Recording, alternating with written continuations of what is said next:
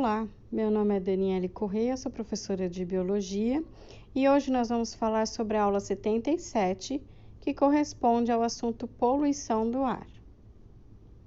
Bom, antes da gente falar sobre a poluição do ar especificamente, nós vamos relembrar aí alguns conceitos de poluição, né?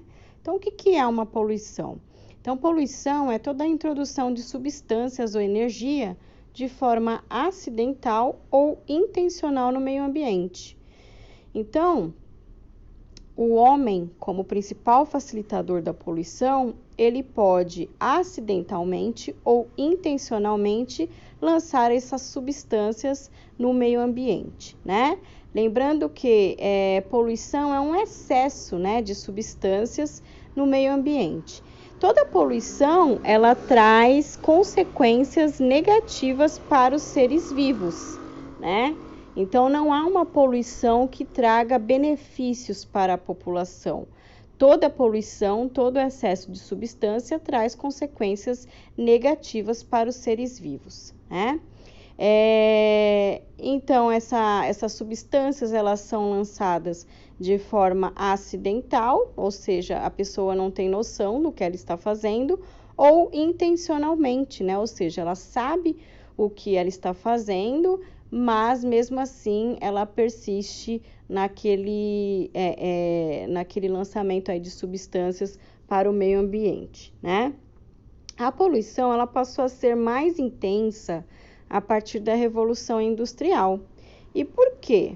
Porque com a Revolução Industrial, a gente teve aí o deslocamento de várias indústrias, e com as indústrias a gente tem aí um crescimento urbano, né? Então, a maioria das indústrias geraram aí uma urbanização das cidades, né? Então, os grandes polos industriais acabam tendo aí um processo de expansão da cidade, urbanização muito grande, né? E essa urbanização leva, é lógico, a um excesso de habitantes, né? Leva também a um excesso de poluentes gerado por cada habitante, né? No que consiste, por exemplo, seus veículos, seu lixo produzido, também o próprio gás carbônico que é emitido é produto da respiração. A gente tem também os dejetos que são lançados pelas indústrias, seja no solo, seja na água. Tem os resíduos também atmosféricos, que são lançados em forma de fumaça, de gases, né, pelas chaminés das indústrias. Então, nós temos aí um crescimento muito grande da poluição com a Revolução Industrial devido à urbanização, né? E atualmente a poluição foi considerada aí um grave problema ambiental. E já dá para se imaginar por quê, né, gente? Porque as consequências estão sendo grandes. Nós estamos sofrendo aí as consequências hoje devido à poluição de muitos anos atrás, né? Quais são as causas da poluição ambiental? Então, a causa é a atividade, né, que é capaz de causar danos ao meio ambiente. Então, qualquer atividade que é realizada, que é capaz de causar dano ao meio ambiente, seja um descarte de lixo, um descarte de resíduo, um veículo mal calibrado, um excesso de veículo, tudo é resultado do excesso de liberação de poluentes, matérias ou energia. Vamos ter aí como exemplos o carbono gerado por diversos veículos diariamente, que em contato com oxigênio produz dióxido de carbono. Então, o carbono lançado pelos escapamentos do carro em si não chega a ser tão ofensivo, né? Porém, quando ele é lançado na atmosfera, ele reage com oxigênio. E essa ligação oferece um outro composto, né? Um outro composto químico que é o dióxido de carbono. E o dióxido de carbono é totalmente ofensivo ao ser humano, né? Então, nós temos aí uma ligação química que acaba resultando num composto químico muito grave, né? Que produz muitos efeitos aí no meio ambiente e para a população em si. Outra coisa também que a gente pode ter como exemplo é a utilização de material descartável, que promove uma produção de lixo em demasia nas nossas casas e inibe a reciclagem. Então, antigamente, se vocês perguntarem aí para os avós de vocês, né, até para os pais, bisavós, enfim, eles tinham uma concentração de embalagens muito menor do que a gente tem agora. Então, agora, para tudo a gente tem embalagem descartável, né? A gente tem aí embalagens PET, Tetra Pak, né? Que é de leite, é de suco, é de molho de tomate, é de grão de bico, ervilha, tem os enlatados, tem também as embalagens Tetra Pak, sucos de caixinha, né? Enfim. Então, tudo é reciclável hoje em dia, né? E tudo também é descartável praticamente. Então, a gente, por exemplo, em aniversário, a gente tem os talheres, né? Os pratinhos, tudo de plástico, até fralda descartável, né? Que no tempo aí dos nossos pais, nossos avós eram fraldas de pano, hoje é tudo descartável, né? Então, hoje nós temos um volume de lixo muito maior, né? Porque pela praticidade as indústrias começaram a lançar tudo descartável, ou seja, usou, jogou fora, né? E isso, lógico, facilitou bem a nossa vida, de fato. Afinal, se a gente for pensar aí em usar uma fralda de pano, em ter que lavar essa fralda, né, em usar, por exemplo, vasilhames de vidro, então a base de troca, né, não sei, conversando com os pais, avós de vocês vão ver que, por exemplo, a comprar um refrigerante, antigamente, a gente tinha que levar o vasilhame para trocar por outro cheio, né, o leiteiro passava nas ruas e aí você tinha que ter o seu vasilhame para poder trocar pelo vasilhame cheio de leite. Então, antigamente era assim, né? E hoje facilitou muito nossa vida, porque a gente vai no mercado, não precisa levar vasilhame de troca, não precisa armazenar um monte de vasilhame na nossa casa para trocar, né? E aí a gente vai lá, compra, usa e joga fora. Só que isso ocasionou aí um volume de lixo muito grande nas nossas casas, né? E acaba aí prejudicando até mesmo a reciclagem. Lógico que a gente tem os produtos hoje em dia, a maioria recicláveis, né? Lata, papel, né? Metal, papel, vidro, enfim. Porém, o volume é tão grande que a reciclagem não dá conta, né? Além disso, a nossa cultura de reciclagem aqui no país é muito, muito pobre ainda, né? As pessoas ainda não têm essa consciência. Por exemplo, quando a gente fala de poluição, a gente também pode agregar aí a poluição sonora e a poluição visual. Nós estamos agora em época de eleições e até foi proibido, né? Porque antigamente também, se vocês forem perguntar para os avós de vocês, para os pais de vocês, a propaganda eleitoral, ela era bastante poluente, suja. Então, havia distribuição de santinhos, que eram aqueles panfletos com o número do candidato, cartazes espalhados por todos os locais, adesivos, postes cheios de cartazes de candidatos, muros, enfim. E hoje, lógico, isso é um crime, né? Um crime ambiental, então não pode. Se vocês observarem se tem algum candidato fazendo propaganda, entregando panfleto, isso daí pode ser denunciado porque é um crime, tá? Então, não pode ser realizado dessa forma, certo? Então, a publicidade constante nas ruas também é uma poluição visual, né? Se a gente for para centros de comércio, a gente vai ver que até as fachadas, elas seguem um padrão. Não pode ter um excesso de informações na fachada, de cores. Então, as fachadas têm que seguir um padrão proporcional à sua área, porque também o comércio paga multa. Tudo isso para preservar a poluição visual. Antigamente não tinha essa lei, e aí cada um fazia a fachada do jeito que quisesse, pintava da cor que quisesse. Umas eram grandes, outras pequenas, outras com muita informação, outras com pouca informação, e isso acabou gerando uma poluição visual muito grande, tá?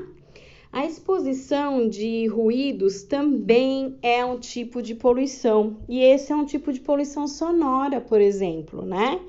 Então a gente tem aí aqueles carros que passam com rádio nas alturas, aquelas caixas de som, isso daí é proibido também, né? A gente pode estar denunciando, tá? Porque isso não é legal. Então, esses barulhos de carro, televisão alta, pessoas falando ao mesmo tempo, eletrodomésticos barulhentos que estão funcionando, campainhas. Então, tudo isso traz, lógico, malefício também para a população, que perturba aí sono, perturba concentração, foco, né? Então, normalmente em condomínios a gente tem regras a serem cumpridas, né? Estabelecidas aí para barulho, né? E na rua a gente não tem muito como controlar isso. Por exemplo, eu não posso controlar que carros na minha rua passem até 10 horas da noite, isso aí eu não tenho controle. Mas, teoricamente, se tiver alguma casa, alguém na vizinhança que esteja fazendo festa, tocando um som alto, ou então um carro que esteja passando aí com som nas alturas, enfim, e for além do horário, por exemplo, após as 10 horas, eu posso estar ligando para a polícia e posso estar denunciando, né? Porque existe a lei do quê? A lei do PSIL, vocês já devem ter ouvido falar, que a lei é contra a poluição sonora. Bom, agora que a gente já viu alguns conceitos de poluição, que a gente entendeu que poluição não é só aquilo que a gente joga fora, né, ou lança como fumaça, enfim, que também vai além, né, como, por exemplo, a poluição sonora, a poluição visual, enfim. Então, agora nós vamos falar especificamente da poluição do ar, ou atmosférica, né? Então, o que é a poluição do ar? A poluição do ar é um resultado do lançamento de grandes quantidades de gases ou de partículas líquidas ou sólidas na atmosfera, tá? Então, é o lançamento de gases, de partículas líquidas ou de partículas sólidas na atmosfera. A Organização Mundial de Saúde, que é a OMS, ela indica que a maior parte das populações urbanas do mundo sofre uma exposição média de poluentes no ar bastante superior ao que é considerável aceitável. Olha só que perigo, né? Então, gente, maior parte das populações urbanas mundiais sofrem com exposição diária maior, ou seja, bem superior ao que é considerável aceitável. Então, o que a gente considera razoável?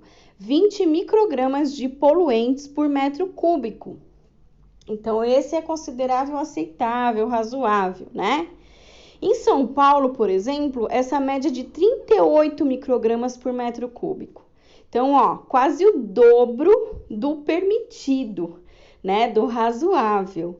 Então, nós estamos expostos aí diariamente ao dobro do aceitável como poluente, né? Então, imagine como isso não prejudica a nossa saúde, tá?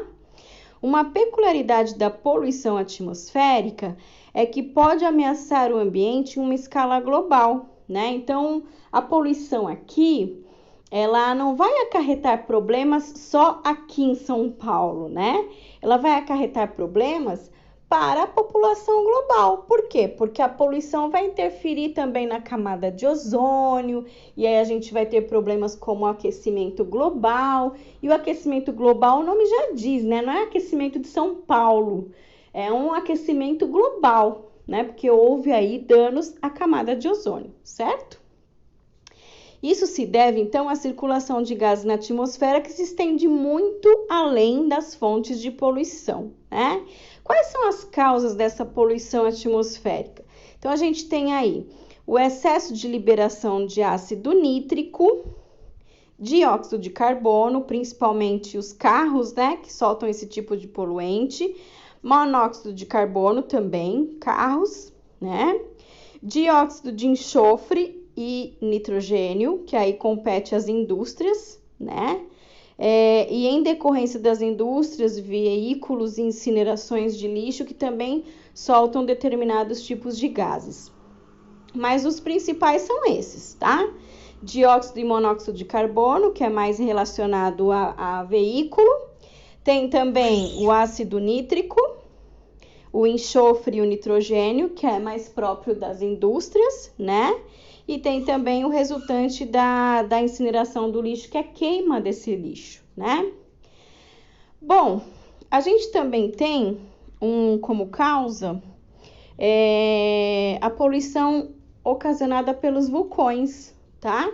Não é nosso caso, nós não temos vulcões ativos, mas, por exemplo, ali na Cordilheira dos Andes, a gente tem os países que sofrem bastante com isso, né? Como o Chile, por exemplo, Argentina, né? Eles são vulcões que às vezes podem ficar muito tempo adormecidos, né? Mas podem entrar em erupção. E essa erupção acaba liberando aí componentes que vão prejudicar aí a atmosfera, tá? Não é nosso caso, mas como eu havia falado, se algo acontecer, por exemplo, um vulcão entrar em erupção no Chile, ele vai prejudicar globalmente, né, essa atmosfera, né? Não é só lá que vai ser prejudicado. Vai ser prejudicado aí, então, de uma forma geral, tá?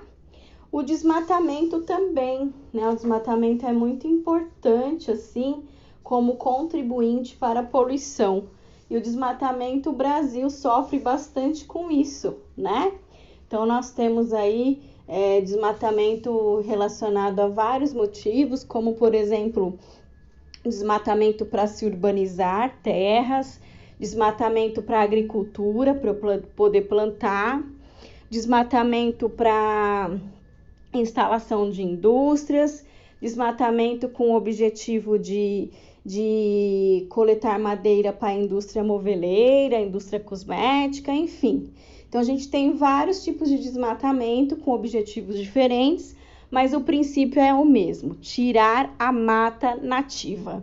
E o que isso vai ocasionar? Poluição, né, gente? Lembrando que árvore é um filtro, árvore é um respiro. A árvore, ela tem o poder de, em sua respiração e processo de fotossíntese, devolver para a gente aí o oxigênio, né? E sem a árvore, a gente tem aí uma queda, né, na distribuição aí do oxigênio e os poluentes continuam sendo lançados, mas não tem oxigênio suficiente, né? Então, nós ficamos aí cada vez mais num déficit de oxigênio devido ao desmatamento.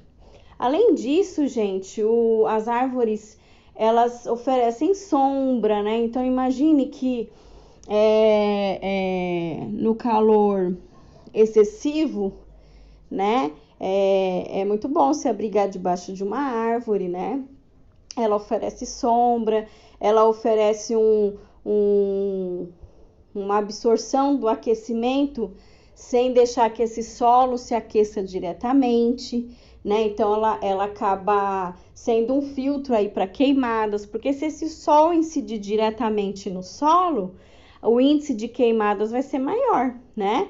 Agora, se eu tenho aí a árvore funciona como guarda-chuva, ela vai proteger esse solo do sol, né? Então, as pessoas vão ficar mais protegidas, o solo vai ficar mais protegido, né? Não vai ter incidência do sol diretamente no solo, aí provocando um superaquecimento e as queimadas, né? Falando das queimadas, as queimadas também fazem parte das causas da poluição, né? E as queimadas podem ser acidentais e podem ser intencionais. Quando que é uma e quando que é outra? Bom, as queimadas acidentais, gente, são as queimadas que ocorrem por temperaturas elevadas. Então, nós estamos numa época de calor, né? Apesar de já termos saído do verão, né? A gente está aí na primavera agora, né? Saímos do outono, do inverno, estamos na primavera, mas o calor está bem intenso, né? E essas altas temperaturas aí históricas que não se atingiam há muito tempo, estão acontecendo aqui atualmente. Vocês devem ter visto o que está acontecendo lá no Pantanal. O Pantanal está sofrendo grandes queimadas acidentais. Ninguém está tacando fogo no Pantanal. O Pantanal está pegando fogo sozinho. Por quê? Porque no Centro-Oeste a temperatura é ainda mais elevada, né? A gente estudou isso lá nos biomas, né? E com essa temperatura elevada, a gente viu que a característica do bioma do Pantanal são árvores retorcidas, não são árvores muito grandes, né? Não tem tanta umidade, é um clima mais seco.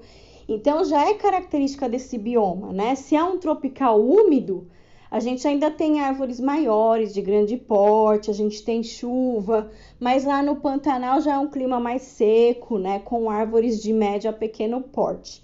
Então, o que está acontecendo lá? A temperatura lá é ainda mais elevada do que no restante aí do país e é um clima muito seco. Então, a hora que o sol incide diretamente no solo, ele acaba aí soltando algumas faíscas que levam a queimadas. E esse fogo ele se propaga muito rápido, né? Porque tem materiais altamente combustíveis, que são os troncos das árvores, folhas, né? Então o fogo se espalha rápido. E eu não tenho ali muita fonte hídrica, né? Para poder conter um pouco essas queimadas. Então o que está acontecendo lá são queimadas acidentais. Mas tem também as queimadas intencionais, ou seja, que o homem provoca. Então quando eu jogo uma bituca de cigarro lá no mato, né? Eu posso provocar um incêndio. Quando eu queimo propositalmente um lixo no meio do mato. Quando eu queimo, eu posso queimar uma determinada região porque eu quero acabar com a vegetação rasteira, eu quero melhorar o meu plantio, enfim. Então, a intencionalidade da queimada, ela tem um objetivo, tá? Então, as pessoas acabam lançando aí os seus... tacando fogo, né? Nas matas, para poder aí ter algum benefício disso tudo, né? Seja ele para plantio, seja ele porque tem preguiça de jogar uma bituca de cigarro no lixo, então é mais fácil jogar ali perto, enfim, né? Então, mas esquecem que isso pode trazer consequências graves. Bom, os problemas ambientais ocasionados pela poluição do ar são o efeito estufa e a chuva ácida, tá? Então, quando a gente fala aí de poluição do ar, a gente tem problemas graves que são consequências, né? Que são aí o efeito estufa e a chuva ácida.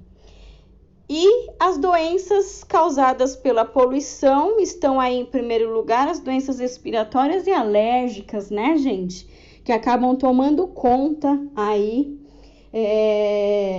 das patologias que são decorrentes, né, da poluição. Então, a gente sofre muito com isso. Mas o câncer também pode estar ligado, né, à poluição e doença nos olhos também, tá? Então, assim, a gente tem consequências graves para isso, né? Bom, quais são os principais poluentes, né? Então, a gente já falou um pouquinho deles, mas vamos relembrar aí. Então, nós temos o monóxido de carbono, que é resultante principalmente dos veículos, né? Da queima incompleta de combustível. Temos o dióxido de enxofre e os óxidos de azoto. Eles são principalmente derivados aí dos combustíveis fósseis, né? O petróleo, por exemplo. A gente tem o dióxido de carbono, que também é resultante de queima de matéria orgânica e também dos veículos, né? Ele, quando é lançado em grande quantidade, ele provoca desequilíbrios. Ele é o principal causador aí do efeito estufa. Nós temos o chumbo, que é usado na gasolina, tá? Para aumentar a sua potência. Olha o perigo, né? A gente nem sabia que a gasolina tinha chumbo, pois é. Então, ele é utilizado. E no Brasil, ele foi substituído pelo álcool etílico anidro como aditivo, né? A gente quer potencializar a gasolina. Então, eles usavam chumbo para potencializar essa gasolina, né? E aí, ele foi substituído no Brasil pelo álcool etílico anidro, que é o aditivo à gasolina com essa mesma finalidade. Então, a gasolina aditivada, sabe quando vocês vão no posto e olham lá, gasolina aditivada? A gente até fala, né? É uma gasolina melhor porque ela limpa os bicos lá do motor, enfim. Realmente, ela é mais potente, né? Ela limpa mesmo, de fato, o motor, tal.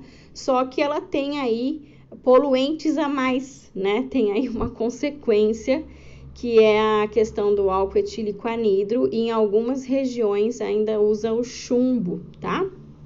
Temos o ozônio, que apresenta diferentes funções conforme o local onde é encontrado, né? Mas ele é o principal causador da chuva ácida, que é prejudicial para plantas e também para a saúde humana.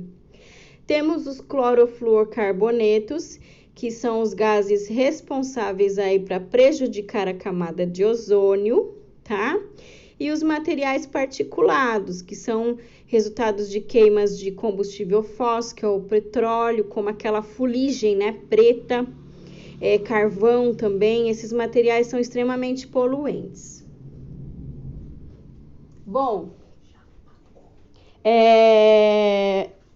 o que acontece aqui como principal causa da poluição do ar? A gente tem o efeito estufa, né? E o efeito estufa é uma coisa grave. E temos a chuva ácida, tá? Então, vamos falar um pouquinho do efeito estufa. Então, o que acontece no efeito estufa, gente? No efeito estufa, o gás carbônico permite a passagem de luz do Sol, mas retém o calor por ele gerado, tá? Então, nós temos aí a incidência de luz, né? Luz solar. E aí, o acúmulo de gás carbônico na atmosfera, ele vai aumentar o efeito estufa. Por quê? Porque ele vai fazer com que esse calor gerado pela fonte luminosa, né, fique retido na atmosfera, tá? Ele não vai circular, ele vai reter aquele calor ali na atmosfera. E a remoção do CO2 de ar, que é realizado pela fotossíntese através das plantas e algas, vai diminuir esse efeito. Então, o que acontece? Quem poderia salvar a gente do efeito estufa são as árvores, né, gente? As árvores e as algas. Elas poderiam nos salvar, porque elas removeriam esse CO2 do ar através da fotossíntese, né? Então, como é que a gente poderia resolver isso? Ou diminuindo a concentração de CO2 através de política para indústrias, né, de exposição dos seus resíduos, menos veículos na rua, enfim. E, além disso, através da árvore e das algas. Então, plantar mais árvores, né, seria bem interessante também, né, não desmatar. Então, a gente teria aí uma diminuição do CO2 por conta de medidas aí preventivas, né? Seja preventivo de lançar esse CO2 no ar, como também de ser absorvido pelas plantas e algas, né? Mas numa região desmatada, com pouca vegetação, pouca árvore e ainda com alta concentração de CO2 na atmosfera, toda a luz solar que aquece aqui o solo, essa luz solar, ela gera o que? Um calor, né? E esse calor, ele fica retido na atmosfera. Então, a gente sente o quê? Como se estivesse numa estufa mesmo, gente. Como se a gente estivesse numa sauna. Nós estamos passando por um calor muito grande e a culpa desse calor é da poluição. Isso daqui que a gente está passando é puro efeito estufa, né? Então, parece que a gente está aqui numa estufa, onde não tem ventilação. Gente, não venta. É muito difícil ventar.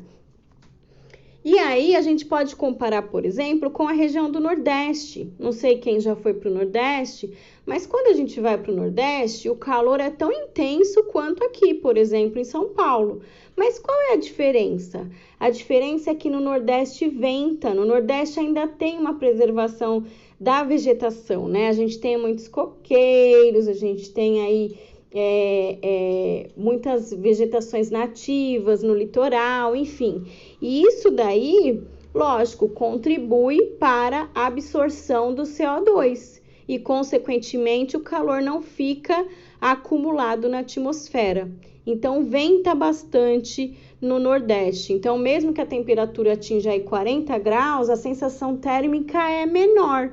Agora, aqui a gente tem 40 graus com sensação térmica de 45, por conta do efeito estufa, dessa retenção de calor na atmosfera, tá? A gente tem também o processo de inversão térmica. O que significa a inversão térmica? Ocorre quando o ar frio, que é mais denso, é impedido de circular por uma camada de ar quente, que é menos densa, provocando uma alteração na temperatura, tá? Então, isso também é uma consequência direta do efeito estufa, tá? Então, o que vai acontecer? Eu tenho a luz solar, só que o ar frio, que é mais denso, ele não consegue circular pela camada de ar quente, por conta que essa camada de ar quente ela é menos densa, tá? Então, fica com aquela camada quente e o ar frio, ele não consegue chegar no solo. Então, a gente fica impossibilitada, fica, então, sem vento, né? Então, o ar não circula, então a gente fica com só o calor, né? Que foi reflexo do solo, da luz solar no solo. Bom, gente, teoricamente era isso que eu ia falar para vocês, né? Eu gostaria que vocês fizessem os exercícios adicionais do 10 ao 19 e me entregassem aí até a data estabelecida. Espero que vocês tenham gostado. Até a próxima.